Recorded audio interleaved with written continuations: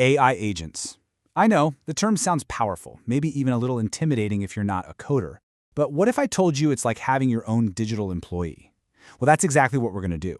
In the next few minutes, we are going to decode exactly what they are and how you can start thinking about building your very own. So let's just start with this one simple idea. What if you had a digital employee? One that could actually think, remember things you've talked about, and, get stuff done for you. I'm not talking about just following a script, but actually adapting and taking some initiative. That, right there, is the huge promise of AI agents that we're going to unpack. Okay, so what's the formal definition? An AI agent is a system that can reason, plan, and take actions all on its own. Now, the really key parts here are that it uses tools and it adapts to new information. This isn't about just blindly following some pre-written checklist. It's about figuring out how to achieve a goal even when things change. And that ability to adapt, well, that brings us to a really crucial distinction we have to make. What's the real difference between just plain old automation and actual intelligence? Let's take a look. So, on the left, you've got automation. Think about an email that sends you the weather at 8 a.m. every single day. It's useful, for sure, but it's following a fixed script. A, then B, then C. But an AI agent on the right, that's a whole different game. If you ask it, hey, should I bring an umbrella today? It doesn't just send you the weather report. No, it reasons. It knows it needs to check for rain specifically, and then it advises you based on that information. That dynamic reasoning, that's the secret sauce. So how does an agent actually do all that reasoning? You might think it's some super complex black box technology, but it turns out even the most advanced agents are built from just 3 core components. So let's take a look at the anatomy of our digital employee. And here they are, the brain, the memory, and the tools. That's it. I'm serious. Every single agent is just a clever combination of these 3 things. So let's break them down one by one. First up, you've got the brain. This is a large language model, or LLM. You've heard of these, things like GPT-4, Claude, or Gemini. The brain handles all the heavy lifting, the thinking, the planning, the language. You can basically think of it as the decision maker of the whole operation. Next is memory, and this one is absolutely critical. It's how the agent can recall your past interactions. Without memory, every conversation starts from scratch, which is, well, not very useful. With memory, the agent can use context from the past to make way smarter, more informed decisions right now. And finally, we have the tools.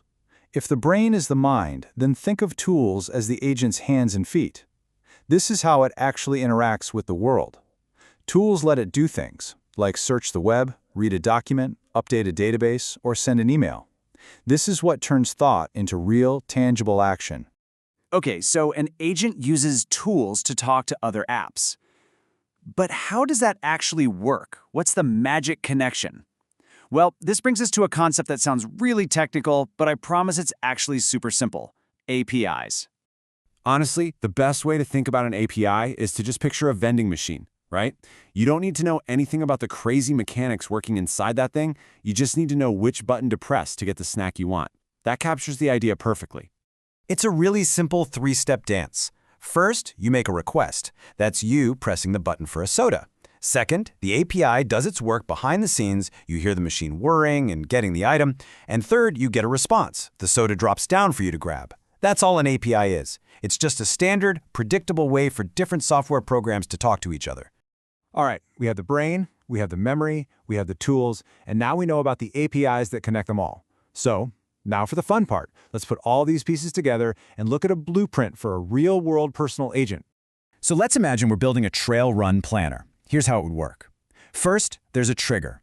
Every morning, it checks your Google Calendar for an event called Trail Run. If it finds one, it kicks into gear and starts gathering data. It uses its tools to get the weather forecast, check the current air quality, and even pull a list of your favorite trails from a Google Sheet. Then comes the reasoning part. The brain, the LLM, looks at all that data and chooses the absolute best trail for today's conditions. And finally, it acts. It uses a Gmail tool to shoot you an email with its personalized recommendation. See? You can see how all the parts work together to get a pretty complex job done automatically. So that's the blueprint. It's a simple but really powerful structure. It's not magic, it's just logic. And now that you understand the components, the really exciting part is thinking about what you could build. And the possibilities here are, well, they're pretty much endless. You could build a social media manager that posts content for you, or a research assistant that finds and summarizes articles. You could even build a simple customer support agent to answer common questions, or a travel planner, or an assistant that reads and summarizes your emails for you. These aren't futuristic sci-fi ideas anymore. This is stuff people are building right now using these exact same concepts. So, you've got the blueprint now. You understand the brain, the memory, and the tools. You see how it all clicks together.